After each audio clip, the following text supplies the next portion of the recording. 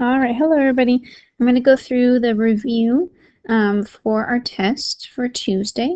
So I'm going to go and I'm going to work through all the problems with you guys. So make sure that if you're still confused on something, you watch this because this covers exactly what is on the test.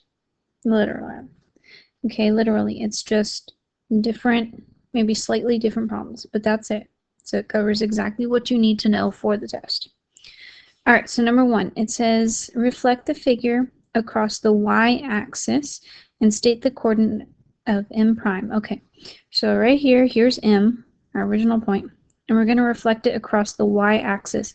So always go on ahead and, highlight the line that you're reflecting over. So that's the y-axis. And then we count how far is point M away from the y-axis. It's 1, 2, 3. It's 3 to the right. So if we're going to flip it, we're going to go 1, 2, 3 to the left. And that's M prime.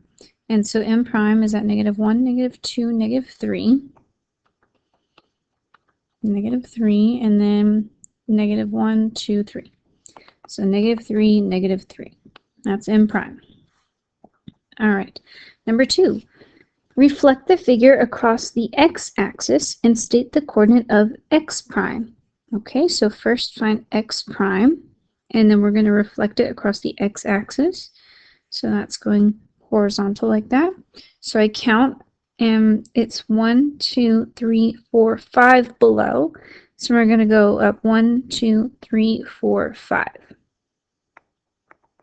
And there's x prime. And so x prime is going to be at -1, 2, 3, -3, 1, 2, 3, 4, 5, -3, 5. All right, next, it says that we are going to rotate the figure 270 degrees clockwise and state the coordinates of r prime. Okay, so remember with the rotations, you can either use the rule or you can actually rotate your paper. So remember, 270 degrees clockwise is 3/4 of a turn to the left. Okay, so on mine, it actually rotates to the right, so I'm going to do that. So if you rotated your paper 3/4 of a turn to the left, this is how your paper will look. And so they're asking us to find the coordinates of r prime. And so if you rotated your paper, this is your x coordinate and this is your y coordinate. These are your negative x's, and down here is your negative y's.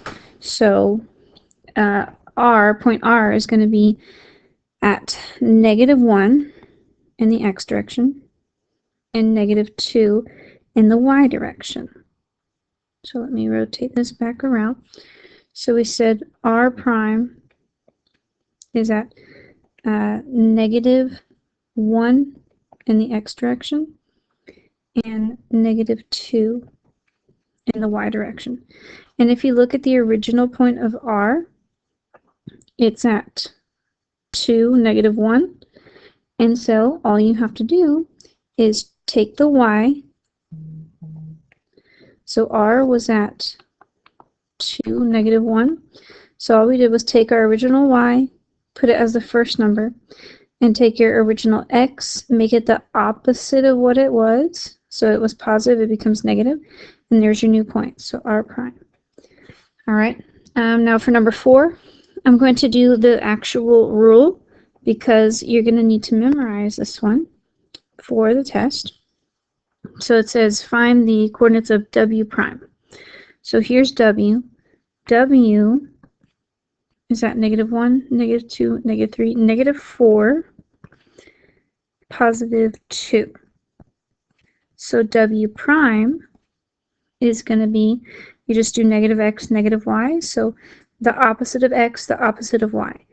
So what's the opposite of -4? +4. What's the opposite of +2? -2. So there is w prime.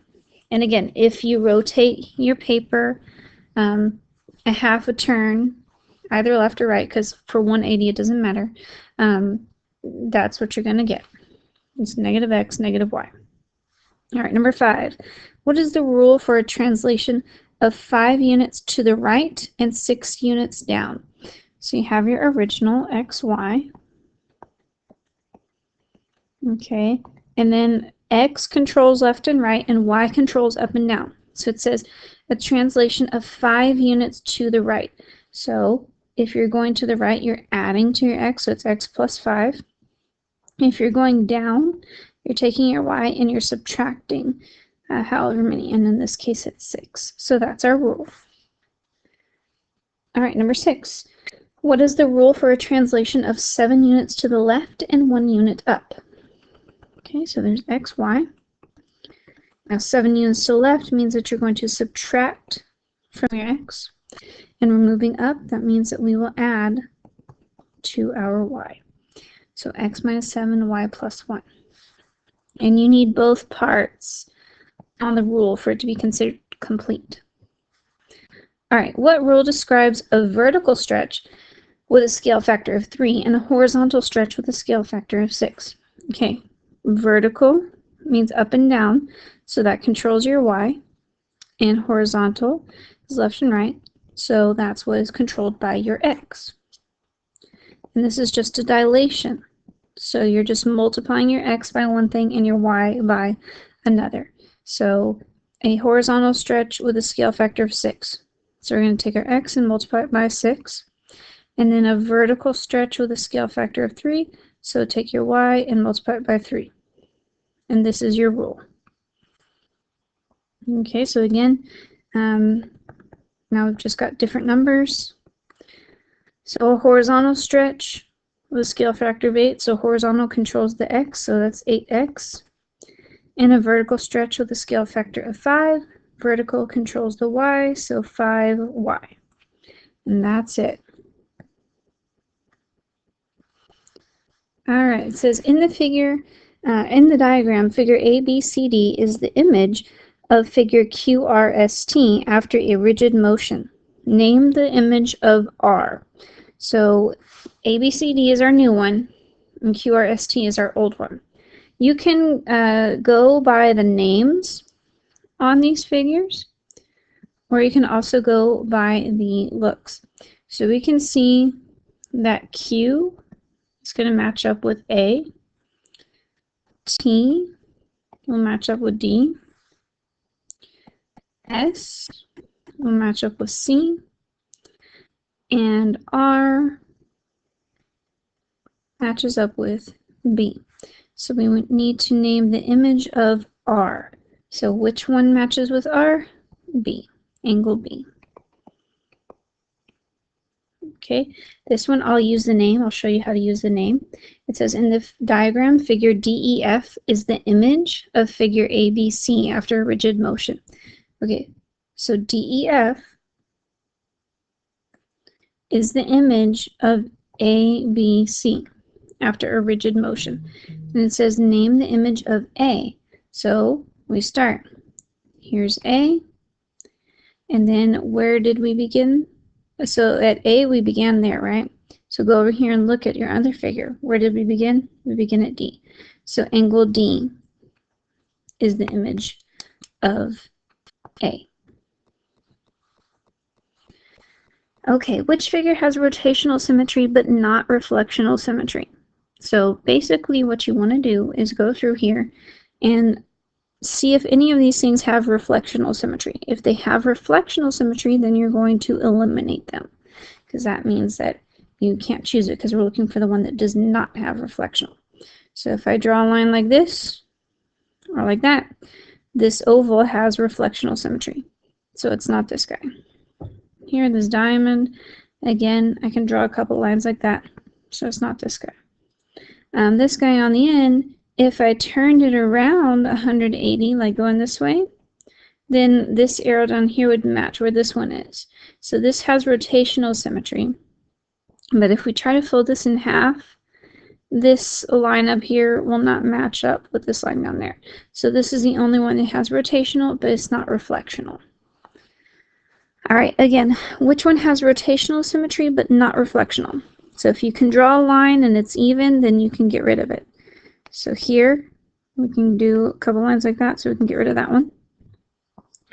This one, you might think you could draw a line through it like this, and it would be equal, but when this comes down, it's actually going to be right over here. So that one doesn't have reflectional symmetry. Okay, and this guy, if you actually draw a line like this, when you fold it, that's going to match up. So this one has reflectional symmetry. So we can't choose this one. So the only one that we can choose is this one in the center, because if we were to rotate it 180, it would definitely match. Okay, name the transformations shown in the figure below. So these are each just one transformation apiece. So just kind of look and see how would I go from one to get to the other. So this first one is a reflection. Okay, this next one, all they did was slide it around, so it's a translation. Okay, this next one, we can see that the image actually got smaller, so this is a dilation. Remember, dilations, they're either creating something that's bigger or smaller.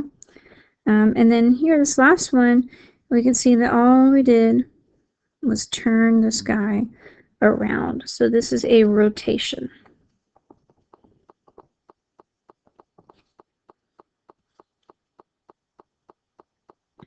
All right, next.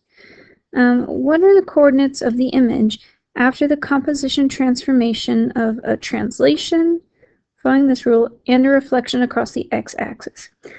So first, do your translation. We have to go from xy to x plus 2 and then y. So basically all this is moving this figure 2 units to the right. So I'm just going to go here. There's z, 2 units to the right. There's that one. L, just go 2 units to the right. And N, go 2 units to the right here. So there's our temporary spots. Now we have to reflect this across the x-axis. So this is our line, the x-axis. The z point is not going to go anywhere. So this is z prime right there. Now this point down here, this is L. It's 1, 2, 3 below. So when we reflect it, it's going to be 1, 2, 3 above. So this is L prime. And then here, N, it's 1, 2, 3, 4 below. So we're going to go up 1, 2, 3, 4. And there's N prime. And you can erase those temporary points and just connect your lines for the new points. So there is our new image. All right, now number 18, we're going to find the coordinates of the image after a composition transformation of a translation and then reflecting across the y-axis. So this translation, our x is staying the same, and then it says y plus 5, so we're just moving up 5. So I'll take R and I'll go 1, 2, 3, 4, 5. So there's a temporary spot for R. J, go up 1, 2, 3, 4, 5. It's a temporary spot for it. And then E, it'll be on the same line right there. So there's our temporary spots. And then we're reflecting this across the y-axis. So start with R. It's 1, 2, 3 away. So I'm going to go 1, 2, 3 this way. So that's R prime. Okay, J. It's right here. It's 1, 2, 3, 4. So I'm going to go 1, 2, 3, 4 this way. That's J prime. And then E, it's 1, 2, 3. So 1, 2, 3. And that's E prime. There we go. And then if you need to actually get the coordinate from it, R prime, you start at the origin, you go over 1, 2, 3. It's at 3, 3. J prime, that's at what, 4, 1. And E prime is at 3, 1. So if you need to actually get the points, you just read them off the figure. You can erase your others. All right, 19. It says triangle ABC was dilated as shown below. And then we need to decide if this is an enlargement or a reduction. and what the center of dilation is and what the scale factor was. So it says that ABC was dilated. So here's ABC, and obviously it got bigger, so this is an enlargement. Okay, now we need to find our center of dilation. This is where you draw those lines connecting the points of your figure. So here's A, and there's its matching point. You can see we just go straight up. So this line is just going straight up and down. Okay, now I'll do another color. I'll do it for C. So C was right here, and we need to figure out how we got up here. So obviously we have to go to the right, so we go over 1, 2, and we go up 1, 2, 3, 4, 5, 6, 7, 8. So if I go to the right and then up 8. Okay, so that's my pattern. Now I'm just going to go back the other way, so that means I'll go down 8 and 2 to the left. So down 1, 2, 3, 4, 5, 6, 7, 8, and then go over 1, 2, and right here. And you can see I've already landed on this line, so that's a good sign. Okay, now B and B prime. So I go 1, 2, 3, and I go over 1, 2, 3, 4, 5, 6, 7. So going up 3 and 7 to the right, so I'm going to go down 1, 2, 3, and over 1, 2, 3, 4, 5, 6, and 7. And look at that. I end up in the same spot again. So clearly this spot right here is my center of dilation. So let me erase some of these lines so it's not so confusing. Okay. And you can do this too. You know, don't get confused by everything. So our center of dilation is right here where all of those lines met. So I start from the origin. It's at -4,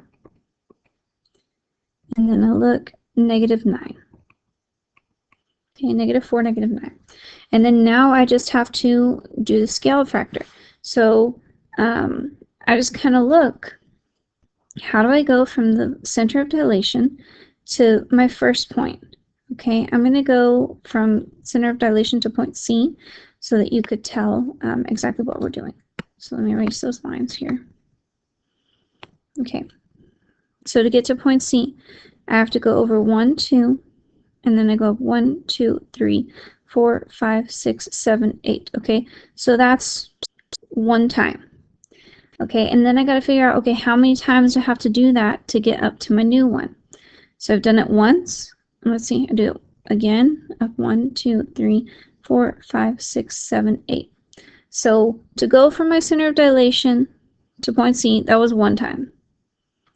But now to go from my center of dilation to C prime, I had to do it 2 times. So my scale factor is 2 because I had to do it twice as much. You can also think of it as this way. First time I had to go up 8 and then over 2. And then the second time I had to go up 16 and over 4. Well, how do you go from 8 to 16? Times 2. How do you go from 2 to 4? Times 2. So that's your scale factor. All right, we'll do this again. It says D, E, F, G was dilated as shown below.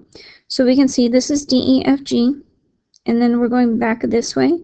And our figure got smaller. So this is a reduction. So center of dilation. Start at one of your original points and go to its matching new point. So I'm going to choose point D. So I have to go up 1, 2, 3, 4. So I went up 4. And I'm going over 2 to the left. Okay, so up 4 over 2.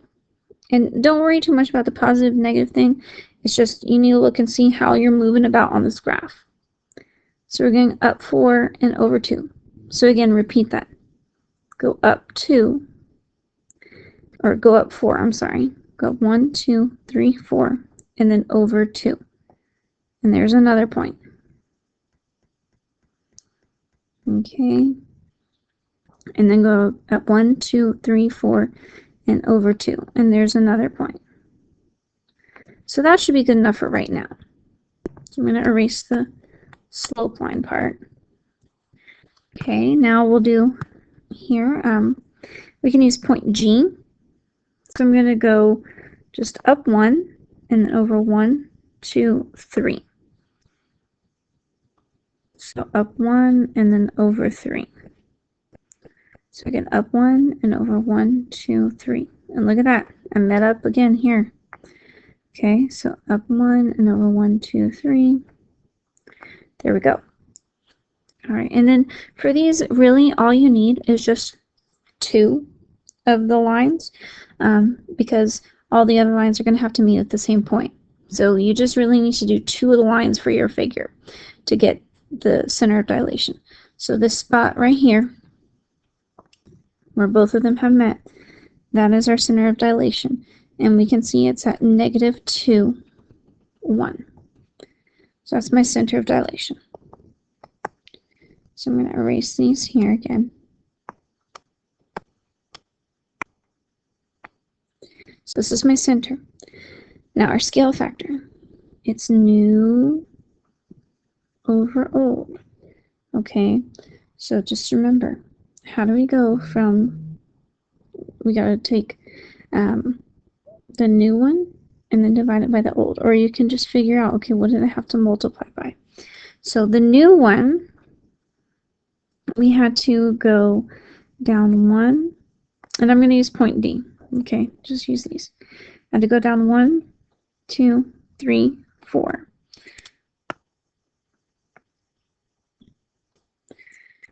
So I got down 4, and then I went over 1, 2. So I went down 4 and to the right. Okay, and then now, how do I go from my center of dilation to the original? Okay, I had to go down 1, 2, 3, 4, 5, 6, 7, 8. So I went down 8, and I'm going over 1, 2, 3, 4. Going 4 to the right.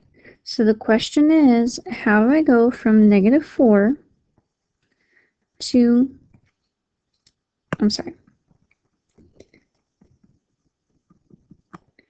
So we got to think, how do I go from -8, going down 8, to going down only 4? So what would I multiply 8 by to get -4? I'd multiply it by 1/2. Okay, then look at the same thing with your y's. I want to go from 4 to only 2. What would I multiply 4 by to get 2? I'd multiply it by 1/2. So my scale factor is 1/2. Okay, and y'all, if you're doing a reduction, your scale factor always has to be less than 1. So you're always going to get a fraction with a smaller number on top. So just remember, you say, okay, how far did I have to go to the original? How far do I have to go to the new one? And try to figure out what you would multiply that by. Okay? All right, so now 21. What is the coordinate for the image of A at 4, 3 when it's reflected over the line x equals 2? So first let's plot A, 4, 3. So go over 1, 2, 3, 4, and up 1, 2, 3. So there's A. Now we're reflecting it over the line x equals 2. When you have an x equals something line, it's a vertical line at that x value. So here's x is 1, and there's x is 2. I'm going to draw a vertical line at x equals 2. Now I just count. A is 2 away to the right, so A prime is going to be 2 away to the left. So there's A prime. So now let's get the ordered pair.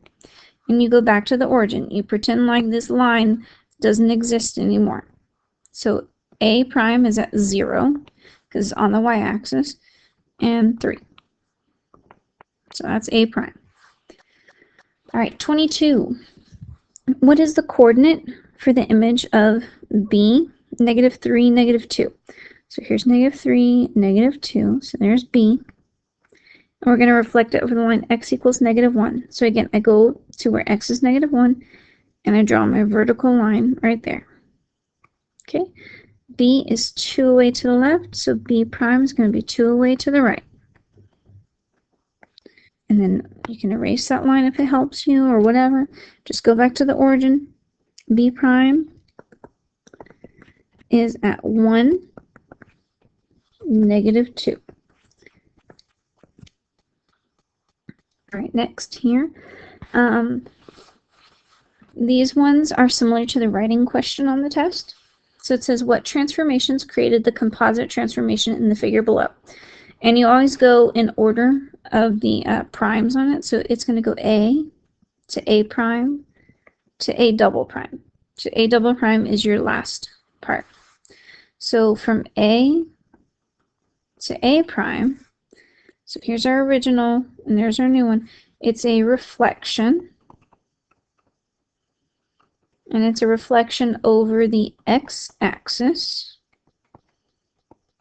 Okay, so you need to make sure that you put that into a nice formal sentence. And then from A prime to A double prime, it was a translation